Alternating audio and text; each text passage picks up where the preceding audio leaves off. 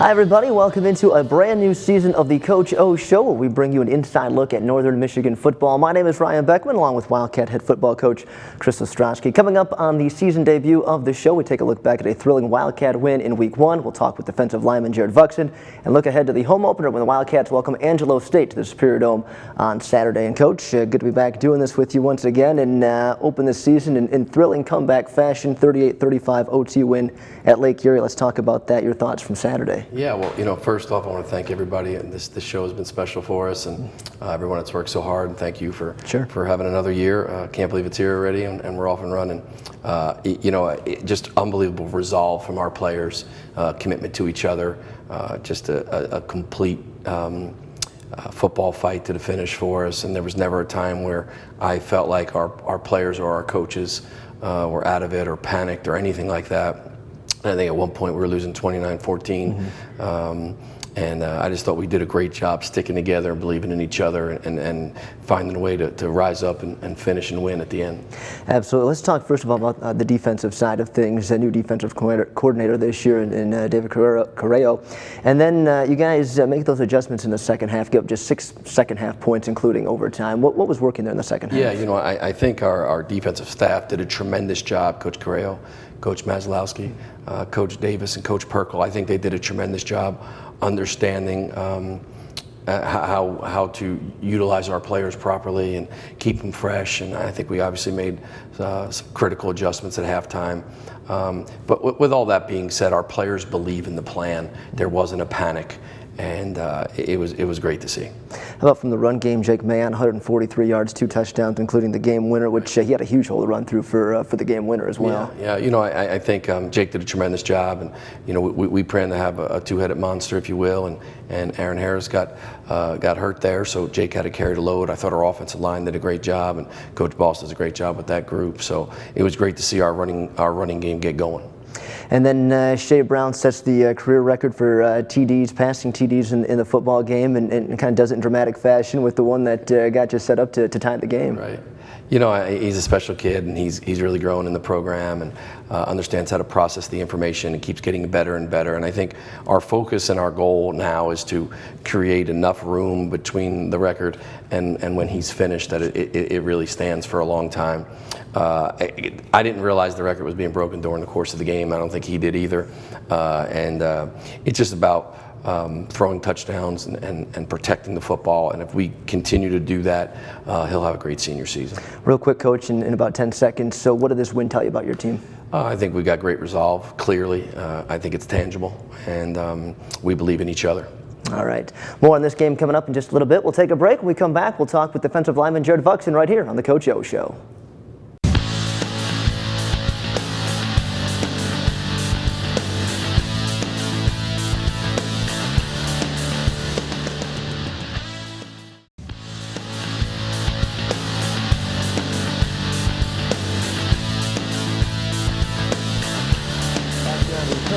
Show. Our guest tonight, senior defensive lineman for the Wildcats, Jared Vuxen. Jared, nice to have you on the program. And thank you. Let's talk first of all about Saturday's win, the 38-35 OT win at Lake Erie, and take us back to the game from your standpoints.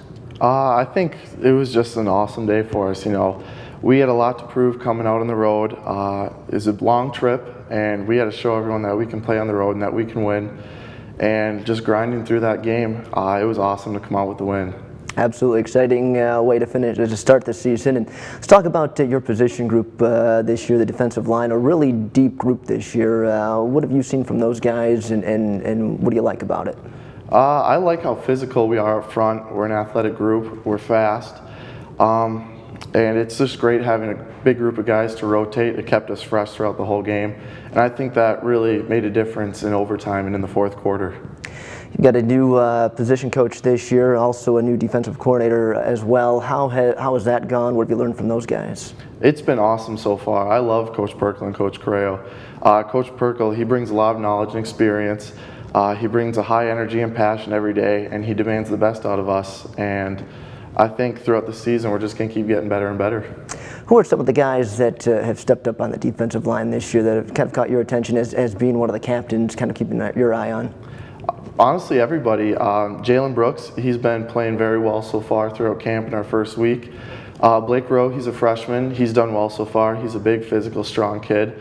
And as he keeps going, he'll keep learning with more experience. He'll keep getting better. And Will Pretty as well, he's done a great job.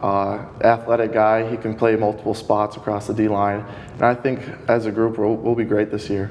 How has it gone from the standpoint of kind of that bonding, that tightness, kind of becoming one group? How's that gone? It's very good. You know, in the locker room and on the field, we have a great chemistry together.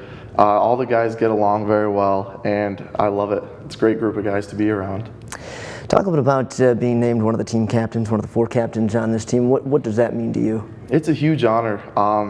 Like we've talked about before, there's at least 20 guys who could be considered a captain, and to be one of the 4 that your team looks up to and they trust you to lead them, it's a big honor.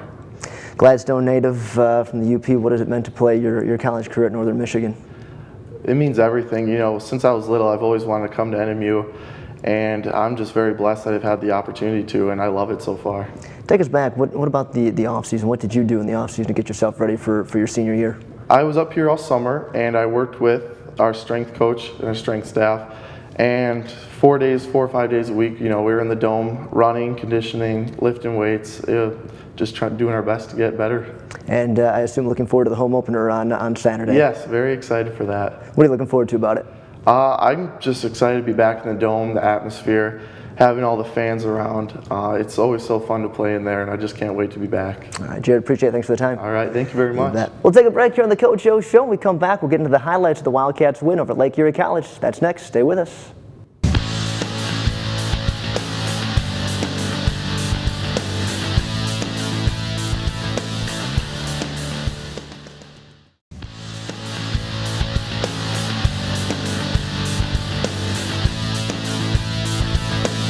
Back here on the Coach O Show. We've got the TV screen behind us. So, Coach, it must be time for your favorite portion of the Coach O Show. Taking a look at the highlights, huh?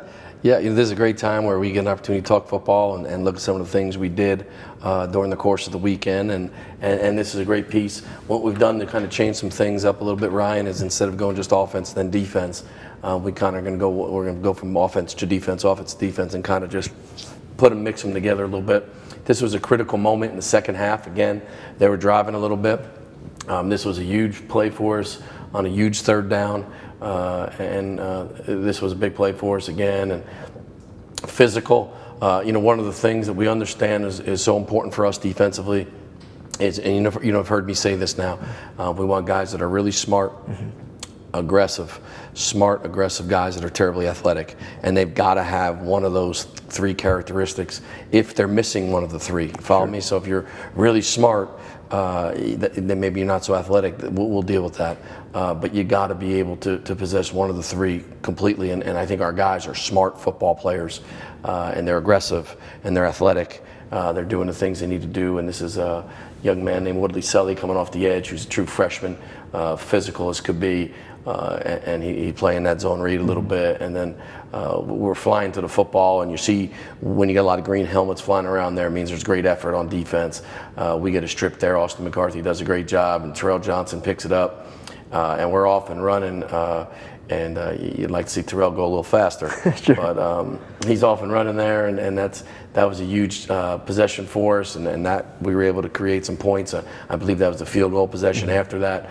So just a great play for our defense, a great stop in a big moment, and that's really what it's about, creating turnovers and doing things that good defenses do, and there it is from the tight copy. And again, we talk about there being a tight copy and a wide copy for all the people out there. The wide copy is for how we teach our skill players, and then the tight copy is how we teach our interior players. As we get going, we're on the goal line here, and we'll try to use a little bit of motion, right, and just a simple combination on a good play action pass. And I think what you see from Shea Brown is someone that completely understands how to process the information. He's patient in where we want the ball to go, and he understands where the ball needs to be processed. And obviously the fact that he's 6'4" and he's got a strong arm it makes him a special player for us at this point.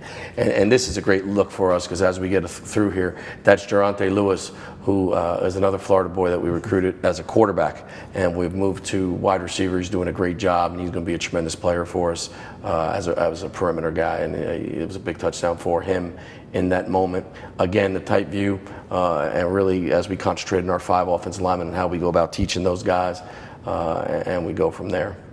Talk a little about Geronte Lewis for a moment and making that transition from quarterback to wide receiver and the process that it's been for him. Yeah, you know, I think it's been really easy because he's not selfish. Sure. And he wants to be part of this football team, and he wants to be a special football player. And I think if you look around the country and you look at the great programs in America right now, the Alabamas, the Clemsons, to say the least, the Notre Dames, you know, the teams Sure. that are the Texas, just, you know, they've got a bunch of quarterbacks playing different positions. Mm-hmm. So I think when you recruit quarterbacks, usually from a high school situation, you're recruiting a leader, you're recruiting an athlete, and that's what we did. And Geronte came in as a quarterback, and he's transitioned to wide receiver really nicely. Sure. Okay, we look at this here, and this is a funny deal here. Obviously, the copy is not good, so you're not going to see things. And this was a funny deal. We get there Sunday morning, we're watching the video. We get in at 4 o'clock in the morning from the bus, and we say, you know, what the heck happened on this touchdown throw? And our camera guy had to go to the bathroom. He had to go to the bathroom, so we went to the bathroom in the biggest moment and at the end of the game. But that's John Washington, Shea Brown and John Washington, great protection from our O-line. Mm-hmm. And you see just how tired they were by that point as a D-line. I mean, they were done. Mm-hmm. And we were rolling from a conditioning standpoint. Great touchdown for us. That put us in a position to go in overtime after the 2-point play. That was great. Absolutely. We'll take a break here on the Coach O Show. When we come back, we'll continue looking at highlights here on the Coach O Show.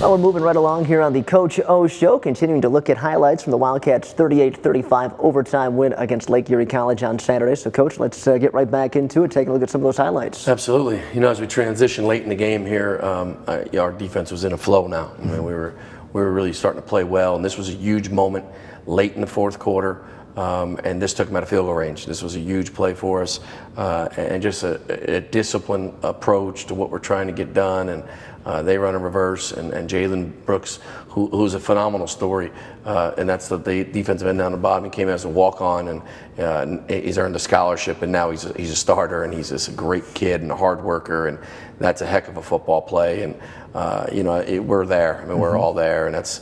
You know, that's discipline, and that's understanding what's coming a little bit, and really great play for us in that moment. And I thought that gave us a lot of juice as a football team right there to knock them out of field goal range. Yeah, you read that one beautifully.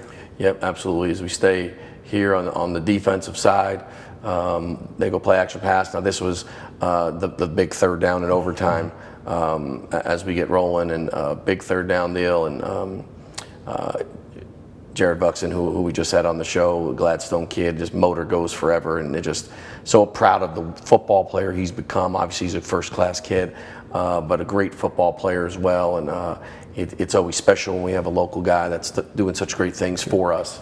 Love him to death, and proud of him. And this was a great play for him right here, and that was a huge sack for us.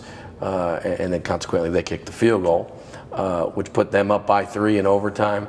And then we get the football in overtime. Obviously, we were able to get a big throw, get ourselves down to about the 5-yard line, and this was the play to win the game. And again, our offensive line does a tremendous job. Jake Mayon hits it, and we're in the end zone to win. And that was an awesome moment for our program, and it was great to see our guys celebrate, especially away in Ohio, such a long trip in the opener. Tremendous resolve and character from our players, and proud of them. They deserve it, and we're excited to move on and get ready for week 2 here at home. Well, look at that game winner there by Jake Mayon, untouched into the end zone. And again, you talked about the conditioning of this team, and it all goes back to the off-season workouts that these guys No, put there's in. no question. I think there's a lot of different ways to skin a cat, but you got to have great pride in what you're doing in the fourth quarter, and that's kind of what we talk about. That's what Two Hands represents for us. It's a toughness, it's a pride, it's understanding that you'll do whatever you got to do to find a way to finish at the end, which we've been talking about for 2 years. Finish, rise up, do the things that we think are important. And we were the superior conditioned team on Saturday, no question. On the defensive side, we saw the Jared Buxton sack, 1 of 5 for the defense on Saturday afternoon. Yeah, I don't know if we've had 5 sacks that I can recall since I've been here. Off the top of my head, it was a great day, and I think we thought the blueprint for me was let's be really good on the defensive line. Let's recruit as many good football players as we possibly can. Let's invest in the D-line, if you will.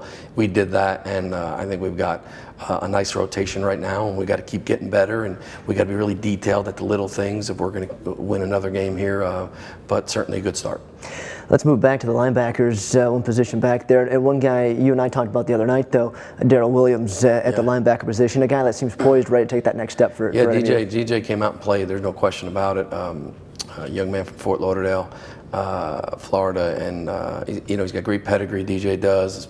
His dad was a player on the national championship team at the University of Miami and played for the Cincinnati Bengals, and just a first-class kid. I mean, you ask me about these guys, and I kind of say the same thing sometimes, but I love these kids, and they know that. And I'm just so proud of his character, the student he's become academically, and to see him go out and play at that level is awesome. He's a junior, so he's going to be here for a couple more years, and proud of DJ, proud of the way he went out and played. Looking forward to seeing him do that again this weekend. Real quickly, from an offensive standpoint, really kind of it wasn't the cleanest of games, but still found a way to find the end zone. Yeah, it's an amazing deal. I didn't think we executed the way we should offensively, and when you do those things and you still have over 400 yards of offense and score 30 points, I guess you'll take it. Absolutely. We'll take a break here on the Coach O Show. Final segment when we come back.